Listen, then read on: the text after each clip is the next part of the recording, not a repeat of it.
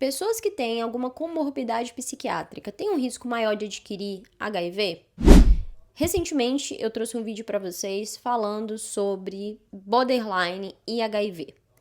Mas nesse vídeo hoje a gente vai falar sobre um outro artigo que fala sobre comorbidades psiquiátricas no geral e a relação do HIV. Então olha que interessante, tem alguns dados aqui, né?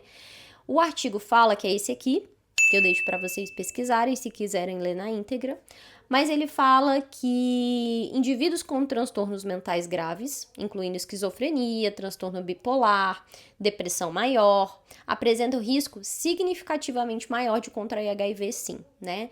E é uma revisão sistemática, ou seja, é um estudo que reúne vários estudos ao longo do tempo para trazer um resumo para nós. Essa revisão traz que de todos os pacientes que viviam com HIV, metade dos adultos apresentava algum tipo de transtorno psiquiátrico. Então, eu comecei a notar isso em mim, porque eu realmente estudo muito sobre autoconhecimento, e eu percebi alguns padrões comportamentais relacionados ao meu transtorno que eu tenho de personalidade borderline.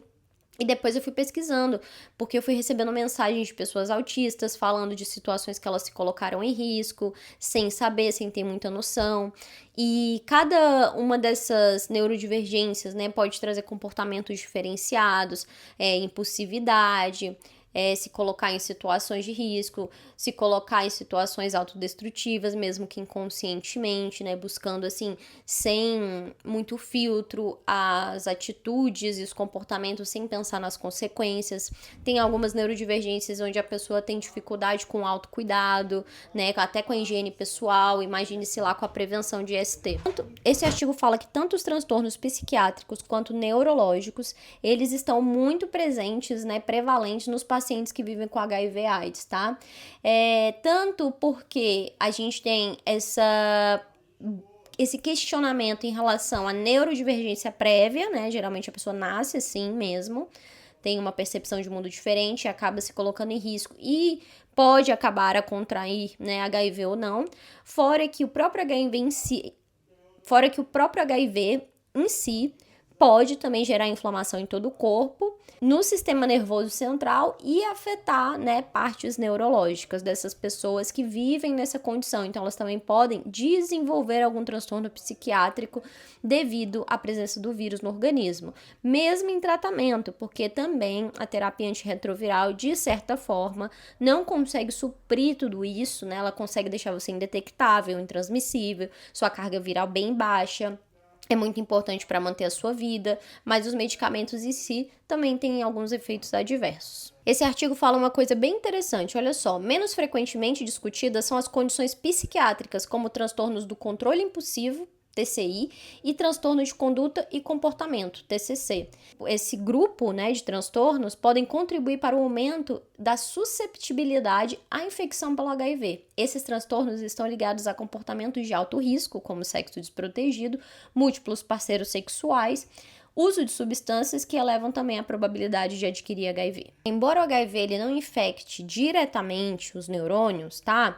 Mas ele afeta os macrófagos e a microglia, né? Então os macrófagos, eles são células de defesa da gente, tipo, pensa lá o Pac-Man, né, que sai comendo os bichinhos. E a microglia são células de defesa específicas do nosso sistema nervoso central, o que pode sim levar à disfunção, né, de algumas capacidades neurológicas. Infelizmente, essas células de defesa do sistema nervoso central, né, micróglia ou microglia, elas são dos principais reservatórios, ou seja, dos principais locais onde o vírus do HIV fica ali guardadinho, né, mesmo que sem poder se multiplicar e tudo mais. Só que isso vai gerando um processo inflamatório a longo prazo. Porém, é bem importante manter o tratamento para que essa carga viral seja bem baixa e os danos sejam menores. Então, só para a gente entender de forma geral, tá?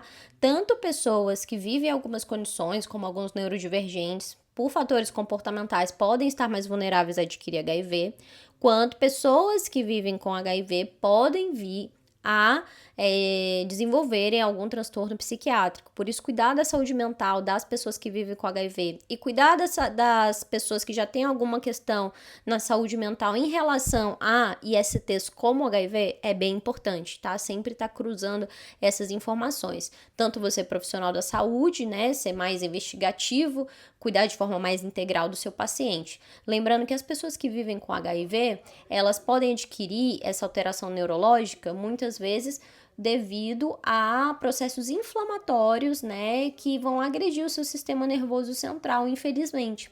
E a TARV também, né, que é a terapia antirretroviral, ela ainda pode ter alguns efeitos neurotóxicos, né? É claro, como eu falo, ela ajuda a manter o vírus controlado, manter nossos dias de vida, longevidade, como praticamente de uma pessoa que não vive com HIV, entre 70 e 80 anos, tá bom demais, né?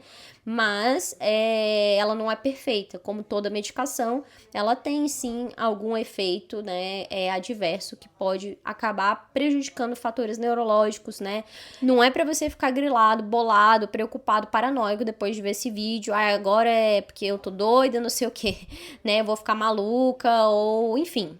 Não é essa a intenção, é só de você saber realmente o quanto é importante manter seu tratamento e cuidar da sua saúde mental, se observar, desenvolver autoconhecimento, a percepção do seu corpo, se algo não vá bem, buscar ajuda profissional, não sofrer sozinho, tá? Porque alguma coisa pode estar acontecendo, né?